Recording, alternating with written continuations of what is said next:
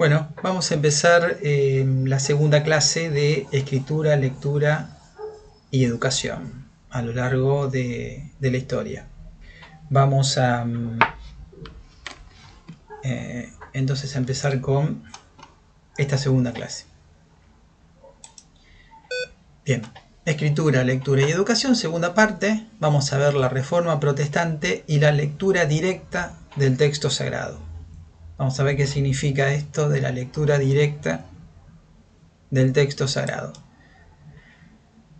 Como ustedes saben, mi nombre es Diego Beltrán, trabajo en la Universidad Nacional de Rosario, me formé ahí, y también trabajo en el Instituto Universitario Italiano de Rosario, una facultad privada. Estos autores ya los vimos en la presentación anterior, Hannah Arendt, Svembro. Vamos a hacer hincapié hoy en este medievalista italiano, este historiador italiano Carlo Ginzburg, en una obra de 1976 que se llama El queso y los gusanos, que nos va a servir para este tema. Vamos a tomar también de Michel Foucault, Seguridad, Territorio y Población, Obrar mal, decir la verdad, la función de la confesión en la justicia, Jean-François Guillemont, Reformas protestantes y lectura, y Dominique Julia, Lecturas y contrarreforma en Historia de la lectura en el mundo occidental. Bien, hay algunos autores que no puse acá que los van a ver en las diapositivas. El problema que subyace a esta presentación y a la anterior es lo siguiente: ¿cómo se entiende lo que se lee? ¿Cómo uno entiende lo que lee? La clase pasada sobre lectura, escritura y educación habíamos hablado del formato del libro, el papiro, el códice y el libro tal cual lo conocemos, pero también cómo se entiende lo que se lee. Y la otra pregunta es cómo se estudia. Una vez que uno lo leyó, ¿cómo se estudia un texto y cómo se enseña un texto? Por lo tanto, la hermenéutica de un texto forma parte de la esfera educativa, es decir, la hermenéutica, los procedimientos de interpretación de un texto, el método de interpretación de un texto, forma parte entonces de la esfera educativa, y también forma parte los dispositivos culturales, políticos, que rodean a la interpretación de un texto más allá de la técnica de interpretación. Las distintas maneras de entender un texto a lo largo de la historia es directamente proporcional, o por lo menos está correlacionado a la manera educativa de abordar la palabra escrita y oral. Vamos entonces a la Reforma Protestante y la lectura directa del texto sagrado. Vamos a ver qué significa esto de leer directamente un texto. La imprenta de Gutenberg es de 1450, digamos a fines, pasando a mediados del siglo XV. Y la Reforma Protestante, la Reforma de Lutero y de Calvino, es del siglo XVI, ¿no? Entonces son más o menos contemporáneas el desarrollo de la imprenta y la Reforma Protestante. La imprenta, dice Martín Lutero, en una frase de sobremesa, dice: la imprenta es el último don de Dios y el mayor. Por su mediación, en efecto, Dios desea dar a conocer la causa de la verdadera religión a toda la tierra, hasta los extremos del orbe, ¿no? La Reforma Protestante implicó también que la Biblia apareciese en los lenguajes que luego iban a ser los lenguajes oficiales de los Estados-nación europeos. Es decir, que no solo la Biblia se leyera en latín, sino también en los lenguajes que hablaba la gente común en Europa, ¿no? El dominio del latín se fue perdiendo progresivamente con la caída del Imperio Romano. Fue conservado en los monasterios, fue conservado en instituciones educativas, pero se perdió el habla cotidiana del latín. Así que era difícil leer la Biblia. Una de las propuestas de la Reforma Protestante es que la Biblia estuviese en esos idiomas que la gente hablaba comúnmente. Entonces Lutero, en una frase de sobremesa, plantea que la imprenta es el último don de Dios y el mayor. Por su mediación, en efecto, Dios desea dar a conocer la causa de la verdadera religión a toda la tierra hasta los extremos del orbe.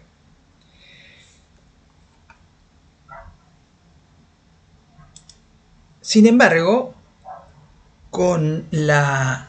¿qué significaba esto? Bueno, significaba, entre otras cosas, significaba leer directamente la Biblia, ¿no? Si la tengo en mi propio idioma, en la lengua que conozco, también la leo en la lengua que conozco, leer directamente la palabra de Dios. Cuando faltan los libros, cuando la lectura es por un códice, necesito que me presten la Biblia o cualquier libro, o necesito que me lo lean en voz alta. En este caso, con la imprenta, lo que ocurre es que hay una cantidad de libros que permiten la lectura o habilitan la lectura en silencio y habilitan la lectura personal, la lectura directa del texto.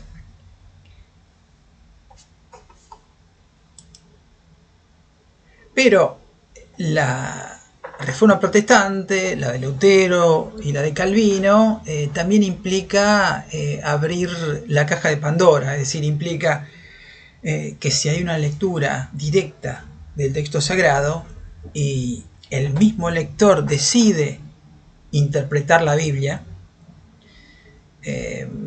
sin mediar, sin que esta interpretación sea mediada por una jerarquía eclesiástica, entonces esto abre la perspectiva hermenéutica y hay muchas interpretaciones, ¿no? Hay muchas interpretaciones dentro de no solo una interpretación directa de la Biblia abre la Reforma Protestante, sino dentro de la Reforma hay diferentes submovimientos religiosos, diferentes sectas, diferentes formas de interpretar y vivir la Biblia.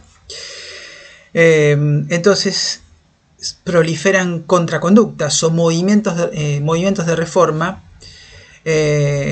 donde la posición inicial hacia una libre e íntima interpretación del texto sagrado propuesta por las reformas vira hacia un control de la lectura similar al cristianismo medieval. Es decir, los reformadores protestantes, ante la efervescencia religiosa hermenéutica que causó también guerras religiosas, deciden crear dispositivos para regimentar, para regular esa interpretación. O sea, tanto Lutero como otros reformadores proponían mediatizar la lectura directa de la Biblia a partir de un catecismo, ¿no? Entonces, para Lutero, el catecismo es la Biblia del seglar. Contiene todo lo que sobre la doctrina cristiana tiene que conocer cada cristiano. Enrique VIII pasa de la prohibición a la difusión de la Biblia en inglés, es decir, pasa de la prohibición de la difusión de la Biblia en inglés. Primero Enrique VIII trata de prohibir la difusión de la Biblia en inglés y luego pasa a la regulación de su lectura. ¿Cómo se regula la Biblia, ¿no? Para que no haya una cantidad de interpretaciones que de alguna manera sean difíciles de controlar y que afecten la estabilidad del monarca, la estabilidad política. Entonces Enrique VIII en 1543 autoriza a imprimir la Biblia en inglés y regula su acceso según estatus socioeconómico y cultural.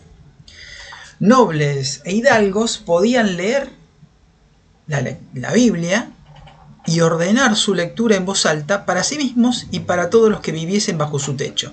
Es decir, son los que podían, los que tenían un acceso autónomo y totalmente libre a la lectura del texto sagrado. Es decir, podían leer para sí mismos, podían leer en voz alta u ordenar la lectura en voz alta para otros y para sí mismos.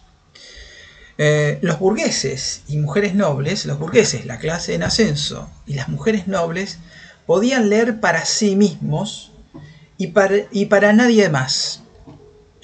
Todo texto de la Biblia y del Nuevo Testamento, tanto el Viejo como el Nuevo Testamento, lo podían leer para sí mismos, pero no para otros, ¿no? Entonces hay una gradación en el acceso a la Biblia, lo que se puede hacer con ella.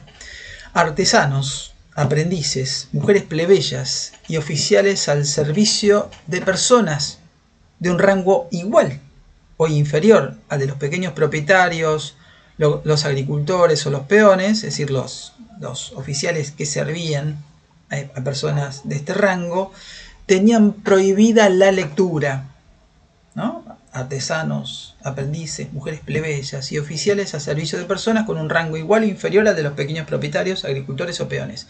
No podían leer la Biblia, podían escuchar la lectura en voz alta, que podía ser un noble, ¿no? O que podía ser alguien mandado por un noble, pero no podían leerla por sí mismos. Esto implica un dispositivo político-cultural de regulación del texto.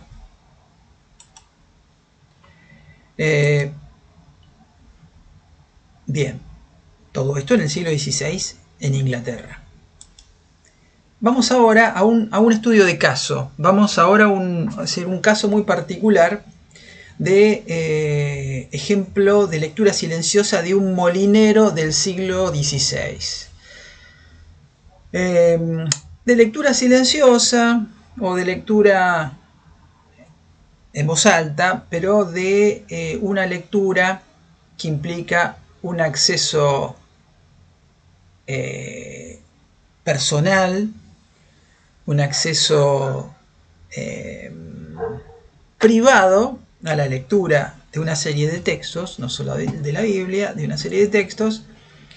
Y esa lectura, bueno, pues recuerden ustedes que hemos visto en los textos que les di para leer, que puede ser, la lectura puede ser en ruminatio, es decir, puede uno leer e ir mascullando las palabras, rumiando las palabras, o uno puede leer en silencio, o uno puede leer como se hacía con la inscripción continua, con la inscriptio continua, en latín o en griego. Uno puede leer en voz alta para separar las palabras, para distribuir las palabras.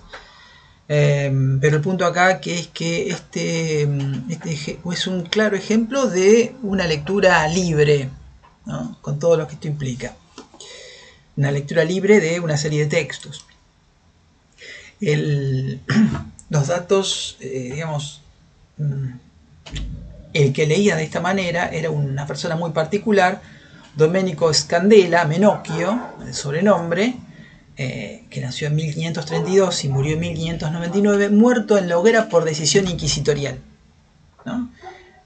La lectura creativa y la voracidad lectora de Menocchio tiene que ver directamente con haber sufrido dos procesos inquisitoriales: el primer proceso en 1583, el segundo proceso en 1599.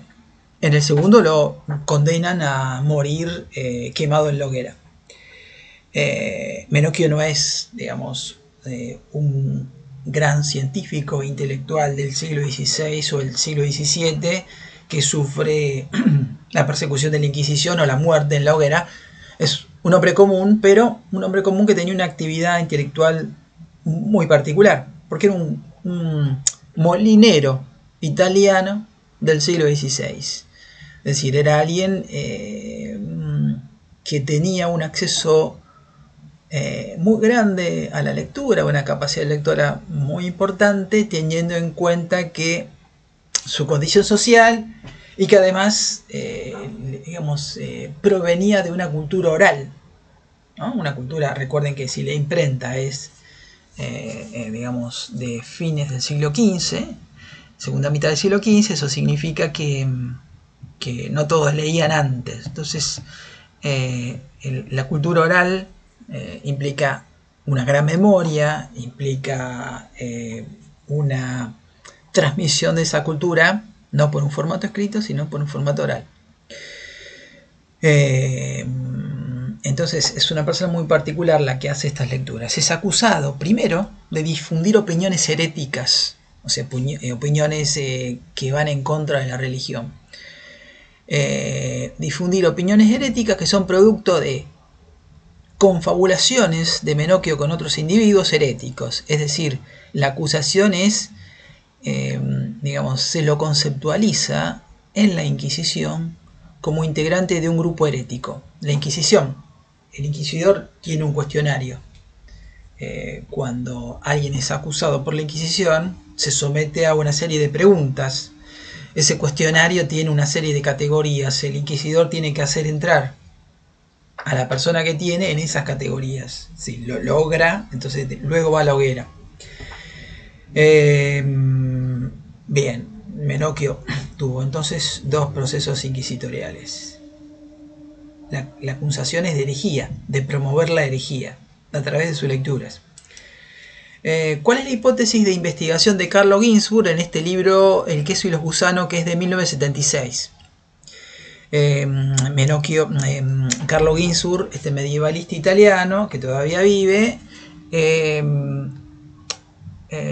lo que hace acá es una labor de microhistoria. ¿Por qué? Porque es un estudio de caso, es el estudio de caso de un campesino al que tiene acceso por las actas inquisitoriales. Menocchio aparece en las actas, por un estudio que hace Carlo Ginzburg de las actas inquisitoriales del siglo XVI. Ahí se encuentra con varias cuestiones interesantes. Una de ellas es la que plasma en este libro. ¿Qué dice Carlo Ginzburg? Dice que Menocchio confronta, fusiona 2 tipos de culturas. Como les dije recién, la cultura oral, de la que es portador, ¿no? Como de la que es portador de una tradición de cultura, de una transmisión de la cultura en forma oral, en forma no escrita. Pero también es una persona que recibe los beneficios de la imprenta. Es decir, también abraza como un ávido lector la cultura escrita. Es decir, sabía leer y escribir. También lo que encuentra Carlo Ginzburg de Menocchio es páginas manuscritas por este molinero italiano. Entonces, hay una fusión de estas 2 culturas, y de esta fusión y desplazamiento surgen lecturas muy particulares. Surgen lecturas muy particulares de la Biblia, de florilegios, de una serie de libros, de tipo de corte científico, de corte materialista, y libros de índole religiosa. Logra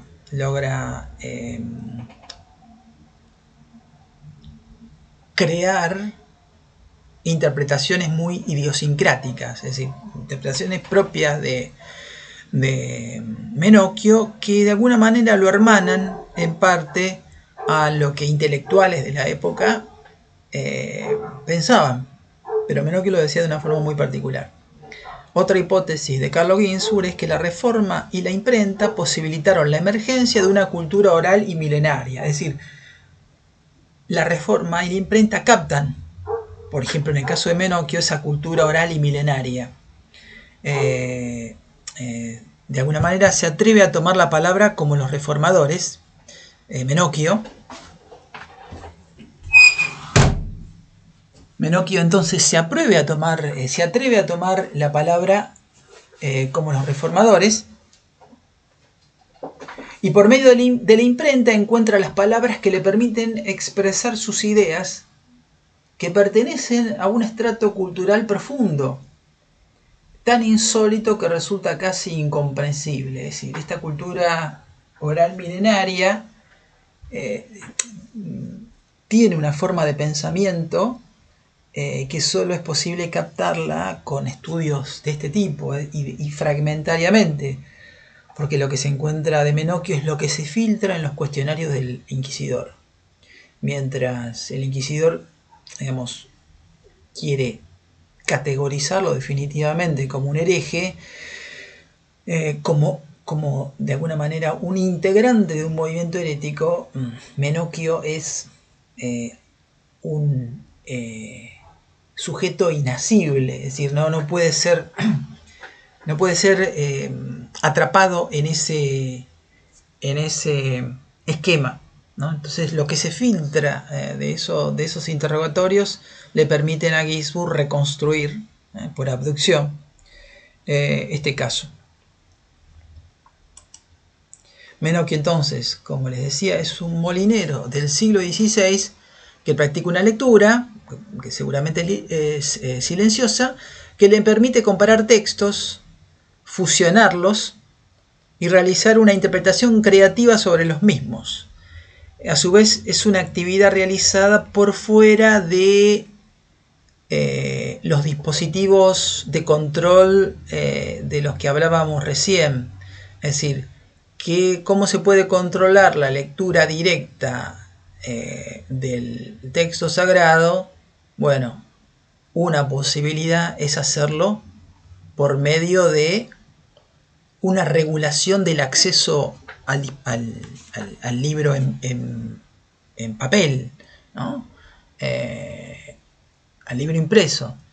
La otra posibilidad es hacer un libro para leer el libro, ¿no? Hacer como una especie de manual, como digamos, un libro que dirija la interpretación de la Biblia. Esa es una posibilidad. Acá usamos un concepto, vamos a usar un concepto de Foucault, que es el pastorado, ¿no? Ahora explico en qué consiste eso. A su vez, entonces, la actividad que realiza Menocchio es una actividad realizada por fuera de los dispositivos pastorales. Ahora vamos a ver qué es, aunque cuando aventura sus propias hipótesis, cuando aventura sus propias hipótesis sobre la creación del mundo y la divinidad o no divinidad de Cristo y la corrupción de la Iglesia, entre otras, lo que hace Menocchio es esa lectura que hace en privado, no le basta, necesita contar lo que lee, necesita contar sus reflexiones y necesita discutir con los aldeanos. Eso es lo que lo pierde finalmente, ¿no? Esa necesidad de relacionarse socialmente en función de las lecturas leídas es lo que pierde a Menocchio, porque recibe una serie, digamos, le hacen una serie de acusaciones a la Inquisición y esto lo lleva finalmente a la muerte. Bien, entonces este nivel de cultura o de socialización de Menocchio es lo que lo pierde finalmente, a pesar de los consejos de sus propios hijos. Vamos a un excursus, es decir, vamos a una nota al pie para ver este concepto del pastorado de Michel Foucault, porque tiene que ver con la lectura que uno puede hacer o no de un texto. Por ejemplo, entre otras cosas. ¿Qué dice Michel Foucault, este filósofo francés, en un libro que es La Ilustración? La edición que tengo yo es de 1996, pero la edición original debe ser de la década del 80, primeros años de la década del 80. La idea de que la divinidad, el rey o el jefe, es un pastor seguido por un rebaño de ovejas no les resultaba familiar a los griegos y a los romanos. Es decir, la imagen, la escena de un rey o un jefe político ocupando el rol de un pastor, ¿no? y digamos, tutelando a una comunidad política, guiándola como si fuera un pastor con sus ovejas. Esa escena, esa imagen no era una imagen familiar para los griegos y los romanos. era una imagen familiar para los egipcios, era una imagen familiar para los hebreos, Moisés guiando a su pueblo, pero no es una imagen familiar para griegos y romanos, ¿no? Dice Foucault, sé que hubo excepciones, las primeras en la literatura homérica, luego en algunos textos del Bajo Imperio romano. Burdamente hablando, podemos decir que la metáfora del rebaño está ausente de los grandes textos políticos griegos o romanos. Digamos, uno de los grandes reformadores griegos es Solón. Solón elimina la esclavitud por deudas y hace una serie de reformas, se pelea con todo el mundo, pero finalmente sus reformas son aceptadas, y cuando esto ocurre, plantea, bueno, se va del gobierno, y lo que plantea es, ahora las leyes son las que gobiernan. Entonces, para este antiguo griego, en esta época, siglo V a.C., el gobernante, una vez que funda un sistema legal, el sistema legal es el que gobierna, la ley es la que gobierna. Esta diferencia entre ser gobernado por la ley o ser guiado por un gobernante es la diferencia entre una noción abstracta de gobierno y la del pastorado de Foucault. Bien. Michel Foucault, en otra obra que se llama Obrar mal, decir la verdad, la función de la confesión en la justicia, la edición en castellano es el 2014, pero la edición en francés y en otros idiomas es de la misma época, es una obra de Foucault, es una desgrabación de una serie de conferencias que da en la Universidad de Lovaina en la década del 70, es decir, es algo, siguen saliendo muchas cosas de Foucault después de muerto, ¿no? Murió en 1984. En estas conferencias plantea una cuestión que se relaciona con esta cuestión del pastorado. El examen de conciencia y la dirección de ese examen por parte de un asesor de confianza, que es un igual, en griego un homoioi, son instrumentos del mundo helénico. Es decir, para los griegos no eran, digamos, tenían una religión pagana, donde hay muchos dioses, y tenían un examen de conciencia como la que el cristiano hace con un sacerdote, pero ese examen de conciencia es un igual, no es alguien especial, sino es un igual. Y ese examen de conciencia ya se hacía en Grecia, pero es diferente al examen de conciencia que se realiza dentro de la religión cristiana.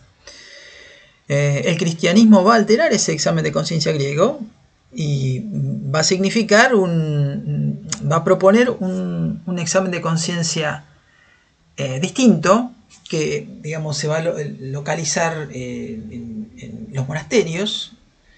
Va a tener un tipo de conducta ascética, es decir, una conducta de autocontrol o de alejamiento de los placeres del cuerpo, que en Grecia, digamos, el que planteaba esto era Sócrates, eso se puede ver en el Fedón, pero acá, y de una manera muy particular, pero acá el cristianismo lo propone como una cuestión a seguir dentro de la Iglesia, entre los siglos 4 y 5 después de Cristo. Si en el mundo helénico el examen de conciencia constituía un medio de perfección y dominio de las pasiones, ¿no? Es como, de alguna manera, llevar un diario mental, ¿no? y tratar de mejorar. Si en el mundo helénico, en el mundo griego, el examen de conciencia constituía un medio de perfección y dominio de las pasiones, y la dirección de conciencia adopta la forma de consejos, que son dados, pero también retribuidos, dado que quienes hablan y quienes se dan consejos son iguales, homoioi, la dirección de conciencia adopta entonces la forma de consejos dados y retribuidos en circunstancias críticas. Ese es un examen de conciencia. En el cristianismo, el examen de conciencia era una forma de abrirse íntegramente al director de la conciencia. digamos, el director de la conciencia era como un pastor que guiaba al que se confesaba.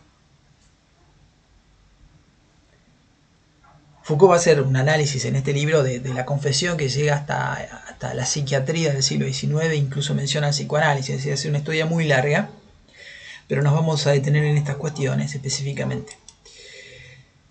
En el otro libro, que es la Ilustración, va a plantear que la relación pastor-ovejas es una relación de dependencia individual y completa, y la obediencia del fiel cristiano se sitúa en el cruce de las variables conocimiento de sí, confesión a otro, obediencia total, ¿no?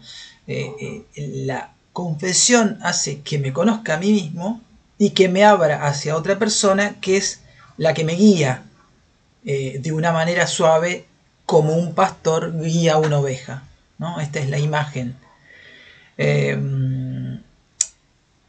Esta imagen, como recién mencioné, ya estaba en los hebreos y en los antiguos hebreos y egipcios, ¿no? Piensen que es una imagen de guía donde la estructura religiosa de los hebreos o de los egipcios era diferente. Entonces el ciudadano griego solo obedecía a la ley o voluntad de su ciudad. Y si obedecía a un particular, médico, orador o pedagogo, lo obedecía en cuanto a para ser anacrónicos, en cuanto a la disciplina de cada uno. Y si lo hacía era porque él mismo lo había persuadido racionalmente y en función de un objetivo determinado. Es decir, obedece al médico solo para curarse, obedece al orador solo para adquirir competencia en un aspecto de la vida, en una práctica social específica para hacer la mejor elección, pero solo para un fin determinado. La confesión cristiana en esa época era un fluir constante sobre cualquier tema. La obediencia del griego es en función del griego antiguo, es en función de la competencia que tiene la persona que tiene que obedecer, ¿no? El médico, el orador, el político. Mientras el poder político antiguo se ejerce sobre un territorio, y el poder político actual también, el poder pastoral se ejerce sobre una multiplicidad de movimientos. Es decir, piensen en el pastor que mueve a las ovejas y las lleva a pastar a distintos terrenos. Se mueven en función del pasto que hay para comer, o de lo que coman, lo que rumien las ovejas. El poder pastoral se ejerce sobre una multiplicidad de movimientos. Si la amplitud de fines del ejercicio del poder político incluye la benevolencia, el poder pastoral tiene como única finalidad el ejercicio del bien, que consiste en asegurar la subsistencia del rebaño.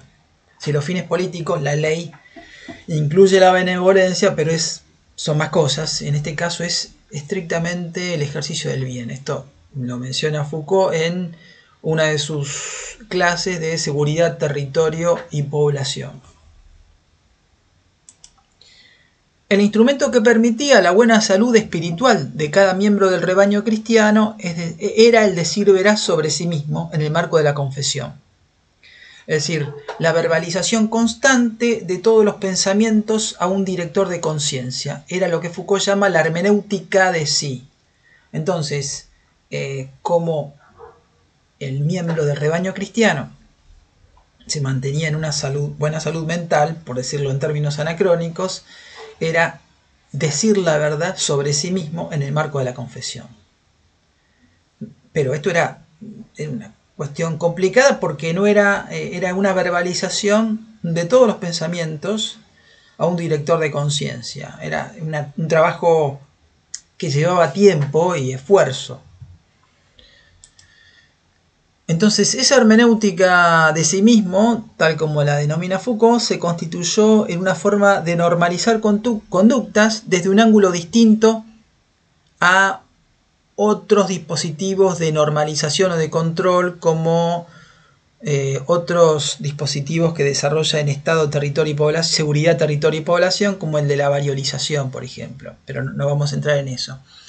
La hermenéutica de sí mismo, o exagoreusis, que Foucault traduce como confesión permanente de sí mismo, tiene una relación directa con la penitencia, ¿no? O exhomologesis.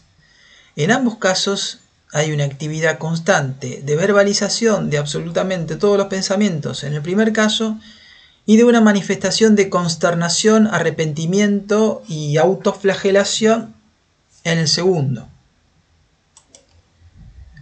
Ambas técnicas no se pueden aplicar al pie de la letra. La vida pública de penitente, cuando uno tiene que purgar esa pena, es constante y puede durar varios años el ritual de martirio voluntario, ¿no? Si uno confiesa y peca, entonces hay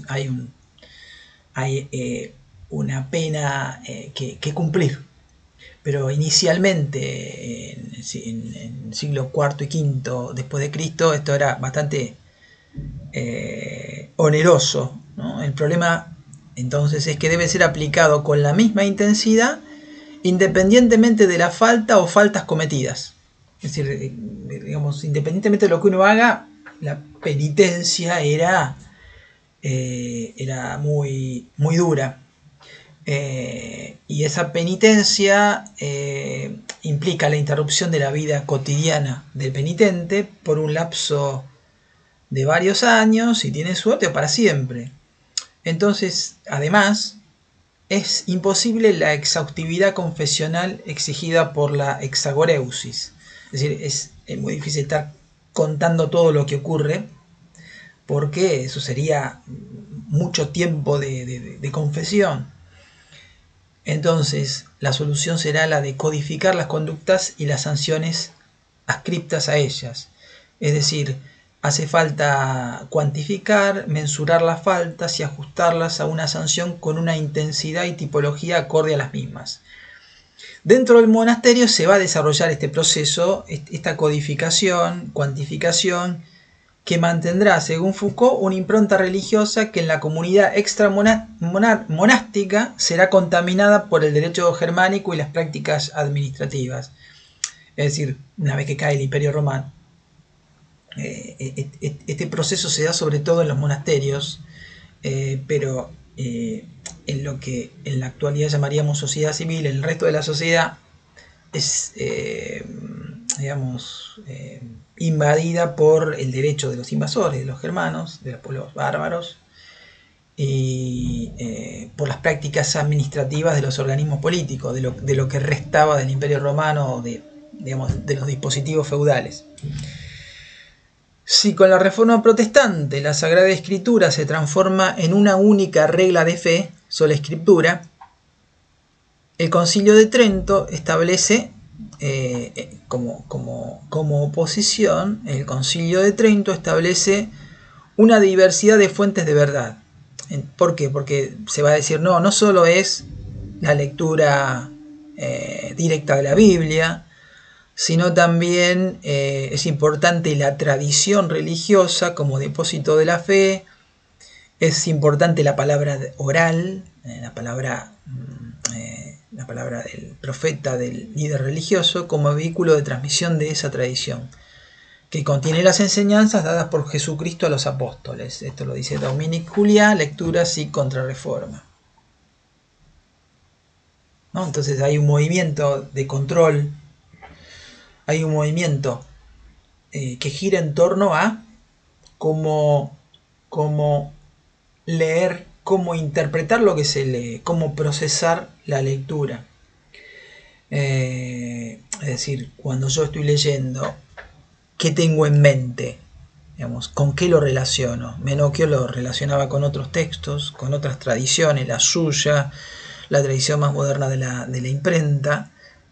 Un fiel cristiano, cuando lee la Biblia, tiene que tener en cuenta la tradición previa, las prácticas religiosas de su comunidad, tienen que interactuar con lo que lee. En este caso, el Concilio de Trento planteaba que sí, ¿no?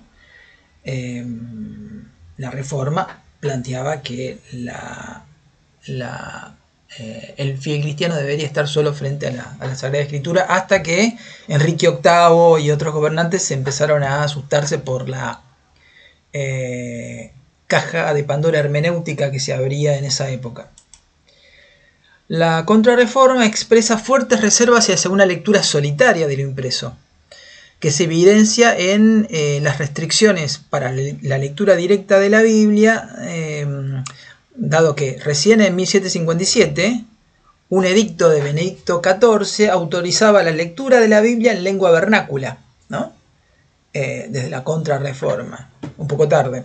Por otra parte, la preparación previa a una lectura solitaria de la Biblia preparaba, no en el sentido de un mayor nivel de erudición para leer, sino para que el novel lector cristiano encontrase en las Escrituras el discurso oral previo de los pastores. La lectura pastoral de la Biblia y de los libros de lectura escolares, que serían los catones cristianos, estaba mediada por el discurso oral, que el discurso oral era la prolongación de la confesión auricular. Bien, y estaba mediada también por la preparación ideológica previa para el autocontrol hermenéutico y por la estructura de estos libros de lectura, los catones, que eran libros con preguntas y respuestas fijas, que situaban al lector en una posición intermedia entre la oralidad y la escritura, así como los diálogos de Platón implicaban un resabio de cultura oral, ¿no? Sócrates nunca quiso escribir sus enseñanzas. Los catones con preguntas y respuestas situaban al lector en un intermedio, en un locus, en un lugar intermedio entre lo oral y lo escrito. Catón, ustedes ya lo han visto, por lo que han leído ya, pero Catón sería un libro compuesto de frases y periodos cortos y graduados que se usaba para ejercitar en la lectura a los principiantes. Sinónimos de Catón puede ser abecedario, cartilla, silabario, según el diccionario de la Real Academia Española. En una carta del arzobispo de Cambrai a Fenelón, al obispo de Arras, esta carta es de febrero de 1707, está en el capítulo de Dominique Julia. Dice: hay que instruir a los cristianos acerca de las escrituras antes de hacérselas leer. Es preciso prepararles poco a poco, de modo que cuando las lean ya estén acostumbrados a escucharlas y se sientan henchidos de su espíritu antes de ver su texto. No hay que permitir su lectura más que a las almas sencillas, dóciles y humildes que en ella busquen no ya satisfacer su curiosidad, ni disputar ni criticar, sino alimentarse en silencio. En resumidas cuentas, que solo hay que darles las escrituras a quienes, recibiéndolas solo de manos de la iglesia, no vayan a buscar en ellas más que el sentido de la iglesia misma.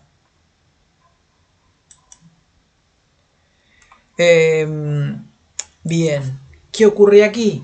Tanto en la Reforma Protestante como en la Contrarreforma, si la Reforma Protestante propone una lectura personal y directa con el texto sagrado para interpretarlo libremente, como esto implica una apertura de conciencia muy grande e implica una actividad político-religiosa o religioso-política muy amplia,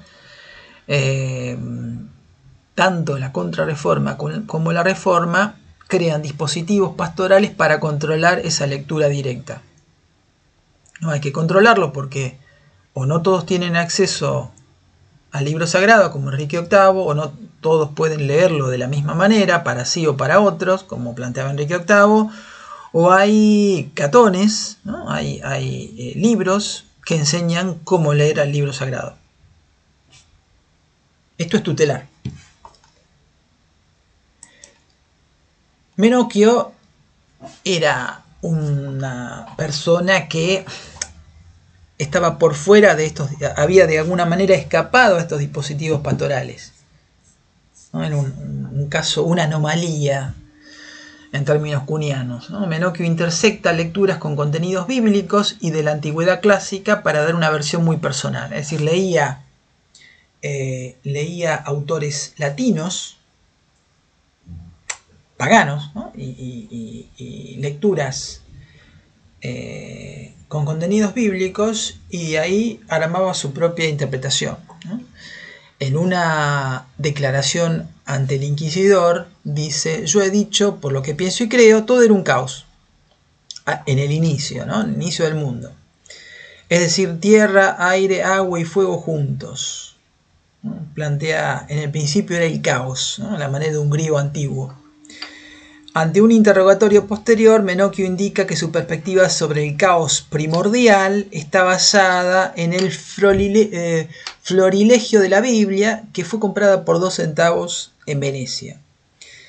De todas formas, otras cosas que he dicho sobre este caos las he sacado de mi cerebro, plantea Menocchio en otra declaración al inquisidor, en el diálogo con el inquisidor, ¿no? El florilegio es un compendio de extractos seleccionados de obras de distintas vertientes. Esto también lo han visto. Es decir, es un libro que selecciona obras de diferentes autores clásicos o autores importantes, y esas obras se reúnen, esos segmentos, esas citas se reúnen en función de una temática específica. Flos, floris, sustantivo de la tercera declinación. Lego, legis, legere, legi, lectum, del verbo reunir, recoger, juntar. Carlo Ginzburg indica que el término caos no aparece en el florilegio de la Biblia, ¿no? De que planteaba acá Menocchio. El florilegio de la Biblia dice, según cita de Menocchio, comprado en Venecia.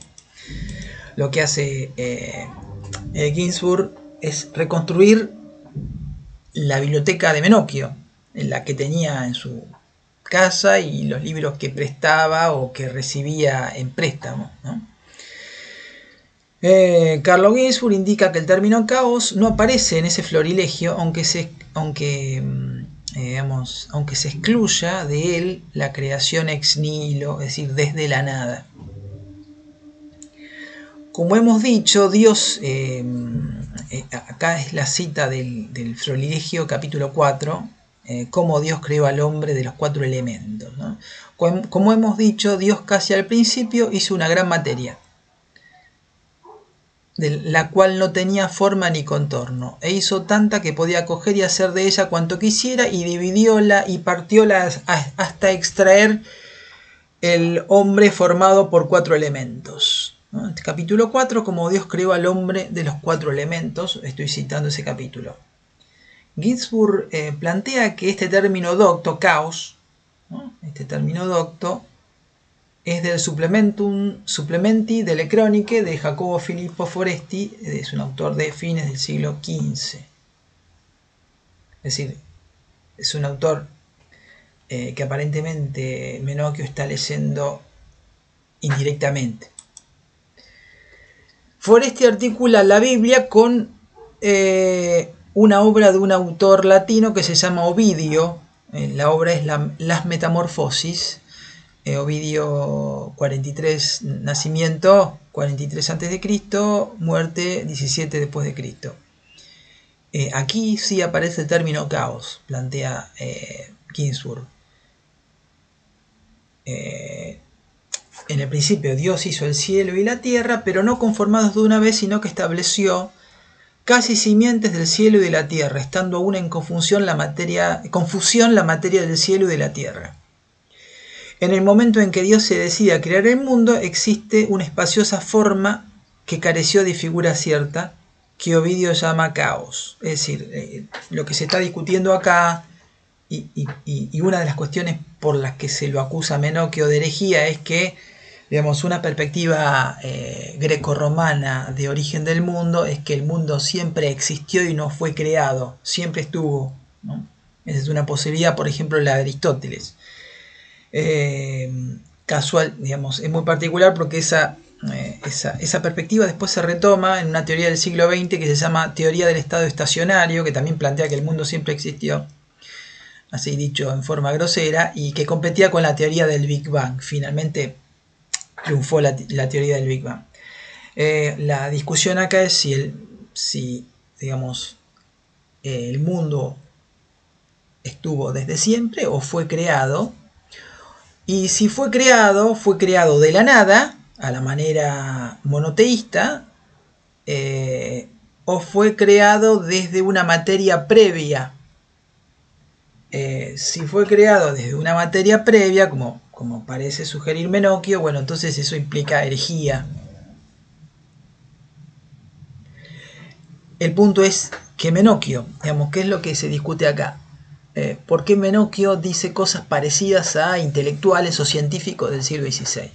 ¿Por qué se parece a ellos si no tuvo contacto directo con ellos?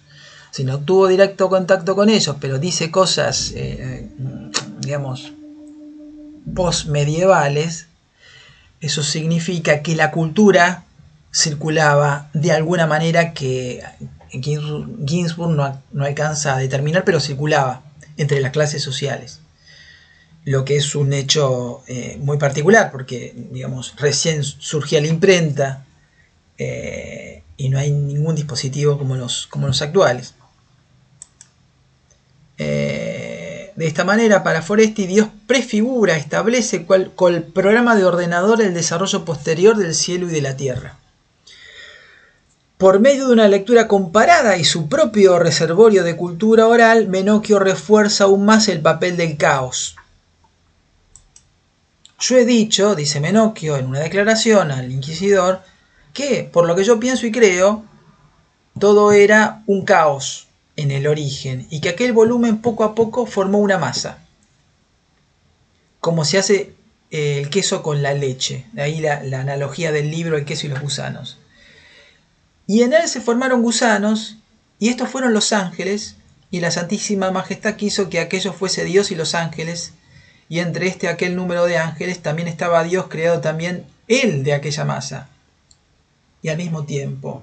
Es decir, también estaba Dios creado de aquella masa junto con los ángeles, es decir, Dios y los ángeles son un producto de esa masa efervescente, ¿no? Esto es algo herético para un inquisidor.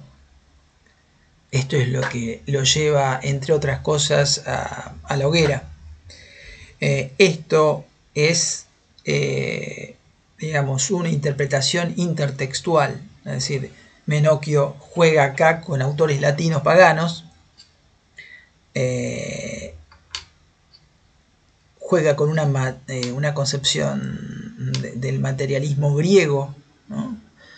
de los presocráticos, y juega también con textos religiosos y da su propia interpretación.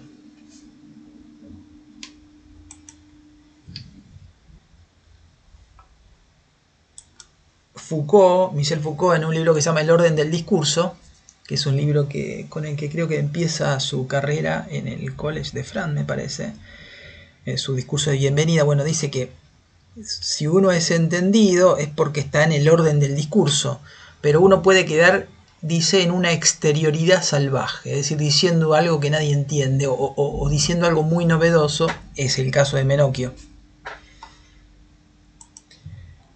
Mientras en la metamorfosis, ahí lo puse mal, en las metamorfosis de Ovidio había en el inicio una naturaleza amorfa, ¿no? En el inicio había una masa amorfa, caos, ruda y desordenada mole y no otra cosa, con unas discordes simientes de las cuales se vale un dios para separar y organizar la materia. Es decir, hay una separación y organización de la materia, separación y organización de la cual aparece el hombre, y ese dios es un dios artesano, donde de alguna manera crea el mundo de una masa amorfa previa, ¿no? Y esto le debe interesar a Menocchio porque, digamos, de la misma manera que un panadero desde el pan crea el pan, desde una masa, desde la harina crea el pan, desde una masa particular crea el pan. Es decir, esto tiene que ver con una lectura en una exterioridad salvaje. En el libro 1 del Génesis, ya entrando a la Biblia, Dios crea directamente a la tierra y al cielo, otorgándole sucesivas especificaciones, ¿no? La crea de la nada.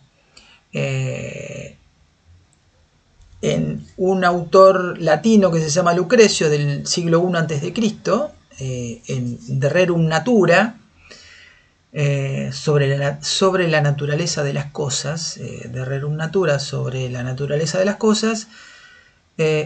Para Lucrecio, el universo, de acuerdo a Epicuro, que es un filósofo materialista griego, el mundo es eterno, pero está en constante movimiento, no está estático, en constante movimiento de reuniones y reorganizaciones de átomos, ¿no? Utiliza el concepto de átomo, que es de los griegos, que conforman el cuerpo, el universo, el alma humana, cuya organización atómica se deshace muerto el cuerpo. Y este universo eterno y en constante movimiento está regulado por leyes o principios preexistentes, ¿no? A la manera de una ley científica que plantea una regularidad. Para Menocchio es muy creativo. Entonces, el universo tiene una base material ovidiana, el caos, del cual surge Dios para después crear al hombre. Esto lo dice Menocchio, no Ovidio. Siendo este proceso monitoreado por una santísima majestad, comparable a los principios preexistentes, o se podría comparar con los principios existentes de Lucrecio. El molinero italiano del siglo XVI, Menocchio, es un lector que carece de tutoría pastoral, y que sugiere hipótesis de circulación de la cultura y del conocimiento entre los grupos intelectuales más refinados, ¿no? Y la cultura popular de raigambre campesina, con una tradición oral milenaria, de la cual Menocchio es un exponente idiosincrático, es un campesino muy particular. No cualquier campesino hace lo que hace, lee como lee Menocchio.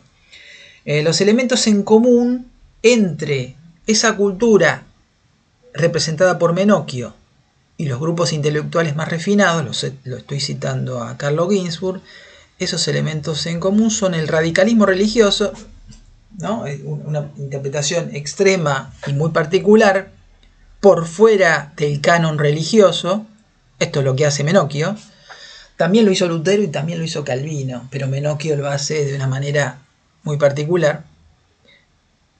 Es un individuo totalmente heterodoxo, ¿no? Menocchio, y un naturalismo de tendencia científica. Hay elementos científicos, laicos, que vienen de un actor como Lucrecio. Bien, entonces, la idea es que estamos viendo,